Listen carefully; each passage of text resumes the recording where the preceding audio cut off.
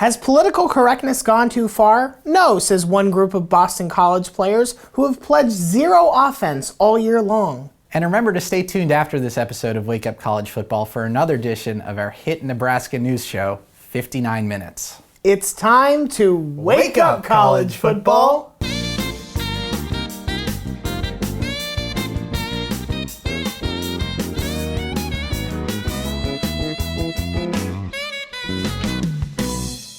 Welcome everybody to another episode of Wake Up College Football. Week 6 is done, a little crazier than we probably expected, and just to keep things mixed up here, instead of Dan Rubenstein, we've got SB Nation's own Roger Sherman. Roger, how are you doing after this very long and kind of chaotic week of college football? Yeah, we weren't really expecting it to be one of the best weeks of the season. There were only 2 games between ranked teams. A lot of weird things happened. You, of course, are here in place of Dan because Dan is doing his best Oregon impersonation by not showing up when we needed him to. That was not nice. It wasn't. I'm not a nice person. Neither of us are. Let's start with what I thought was the most awesome thing of this week. That would be Florida State's Dalvin Cook. In a very close game with Miami, back and forth, Miami takes the lead and holds it late in this game. Dalvin Cook ends up giving Florida State the go-ahead touchdown, his third of the night, accounted for over 250 yards of total offense. He's just a monster for the Seminoles and is really the reason why they won this game. If they don't have Dalvin Cook, I don't think they beat Miami. But on the year, he's already got 9 touchdowns. The rest of the Florida State offense has 10.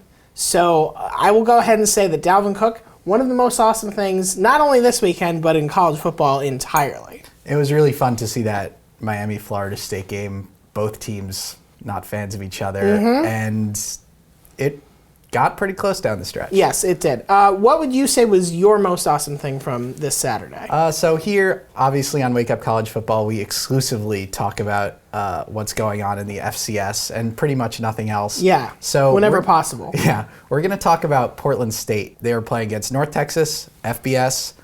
They beat them 66-7. That's the largest win by an FCS team over an FBS team ever, breaking a record set in 1981. It was so bad that North Texas fired their coach less than a half hour after the end of the game. That's right. They didn't even give it like that 12-hour, courtesy wait where you just sort of say, well, we're going to, we'll see everybody in the morning for a press conference. They just said no. But you have to imagine, when you're down 52-0 to an FCS team at halftime, you can kind of think, we got a half-hour game time. Right. We can make this decision right now. We can start drafting the necessary papers. Portland State, of course, the same FCS team that beat Wazoo earlier in the season. And Wazoo beat Oregon today. Right. And so if we I do would the math, say that Portland State is the best team in the state of Oregon. Sorry, Oregon State. I mean, Oregon State may have something to say about them, but it's definitely not Oregon. I think it's very clearly Portland State. It's definitely not Oregon. Yes, they can clearly beat them in a one-on-one matchup. Let's talk about unexpected. If it's not Portland State crushing an FBS school, what was the thing that you were most surprised by? Well, when Tennessee is playing against Georgia, and they go down by 21 points. Yes, and look very overmatched in the process. Yes, they did not look good at all. And this is a team that's been snake-bitten over and over again. They were up 2 scores against Oklahoma. They were up 2 scores against Florida. Yep. They were up 2 scores against Arkansas. They lose all 3. 3 losses. Everyone's saying Butch Jones can't do anything. Everyone's saying Tennessee can't put together anything. And they storm back against a ranked Georgia team at home, and they win 38-31. It was very odd to see Tennessee, especially on the ground, doing whatever they wanted to Georgia, and it raises a question: Georgia, do you have a good defense? Because I think the answer might be no, and that is a big problem for them. After seeing the Alabama game last week. Yeah. Anyway, it's great to see that Tennessee can score a lot more points than the other team for brief periods of time. They just did it. At the right period of time. At the right period. Just don't take the lead till the end. That's the Tennessee that's how to do it. Wait until the fourth quarter and you'll be fine. Right. Staying in unexpected UT-related results, Texas, who we thought was just a garbage fire of mismanagement and internal dissent and potential firings, comes out and beats Oklahoma in the Red River Shootout. and does it in very convincing manner because they were able to run the ball and Oklahoma was not. I mean, they just totally tamped down Oklahoma's ground attack, in part because they got 6 sacks on the day. But even if you take those sacks out, Texas holds Oklahoma to something like 3.5 yards per carry. I mean, it is sort of the lingering question for the Sooners on offense right now. Lincoln Riley has not figured out exactly how to use Joe Mixon, how exactly to use Samaje Perine. Texas, for their part, really was able to dominate on both sides of the ground attack. A very nice win for the Longhorns against, obviously, their most hated rival. And maybe as a sign that things are not as dire. I mean, well, let me ask you, is this a sign that we should say Charlie Strong has a plan and has a vision, and when it's working, it can work? Or is this just the product of you get really amped up to beat the team that you want to beat the most? Well, you could tell how much this win meant to them. Yeah. You know, after the fields, literally carrying Charlie Strong off. He was on there fist pumping. And he doesn't look like a light man to body surf. Although I'm pretty sure football players can figure out how to lift someone. Yeah. We knew they were capable of playing ranked teams close, but it still was amazing to see a team, especially week after one of the worst losses in Texas history, just come out and, like you said, they looked better than Oklahoma during that game. They didn't look rattled. It's always tough to say, can Charlie Strong or make any definitive statement about Charlie Strong at this point in his Texas career. Unless you're a rich Texas booster. In which case, say whatever you want about anyone at any time. Yeah, that's what they do. Yeah. All right, let's go for the meaningful events from this week 6. As you mentioned, 2 games featuring ranked teams.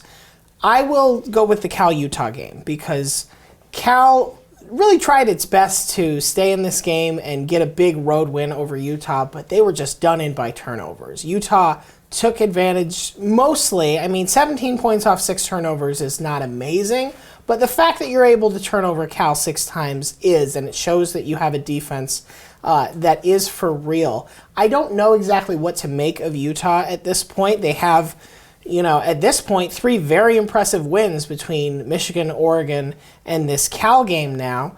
But this game itself doesn't give you a great sense of confidence in them, just in the sense that they weren't able to sort of close the door completely. Cal was in this game much longer than you thought they would be. But that said, this Utah team that had lost so many assistant coaches, had lost some talent, is doing so much better than anybody thought they would. And if you look at the rest of the schedule, the only teams left they have to play from the Pac-12 North are Washington, which got a good win of its own on Thursday night, and Oregon State. The Pac-12 South is still a tough place to play, but it's hard to find a lot of reasons to just discount Utah and say that they don't deserve to be where they are right now. It is amazing to think that they were picked 5th in their division. Right. And now here they are, better than 5th in the entire country at this point in the season. Looking very comfortable.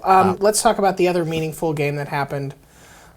Personally, hurtful game for you and for my purple pants, Northwestern, Michigan. No, it did not go very well for Northwestern whatsoever. In fact, they scored 0 points. True.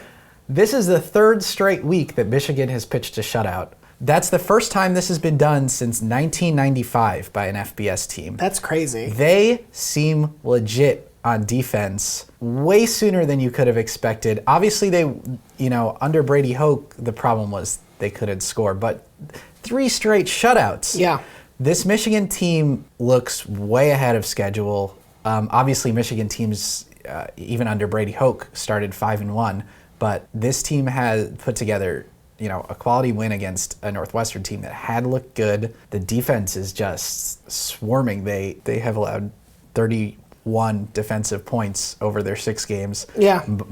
Most of which were against Utah. The vast majority, yeah. Utah, as you just noted. Yeah, I mean, now losing a narrow game to Utah on the road at the beginning of the season, we sort of said, well, this is proof that Michigan is not where Michigan fans thought it would be. Looks a lot better now. And I think the nice thing for Michigan right now is that the offense is still just okay. They run the ball well. Jake Rudock has his moments, good and bad.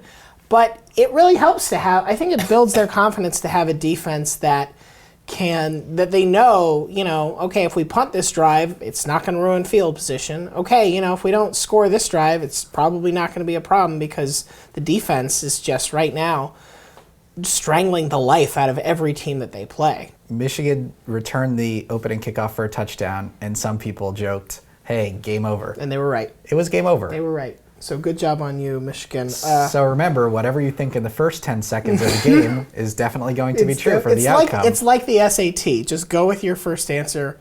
You'll probably be right. That's how that works. Unless you, picked, I don't know, Oregon to win the national title this year before the season. Sorry about that. Anyway, that's all we've got this week for Wake Up College Football. We will see you next week. We miss you, Dan. Come back soon.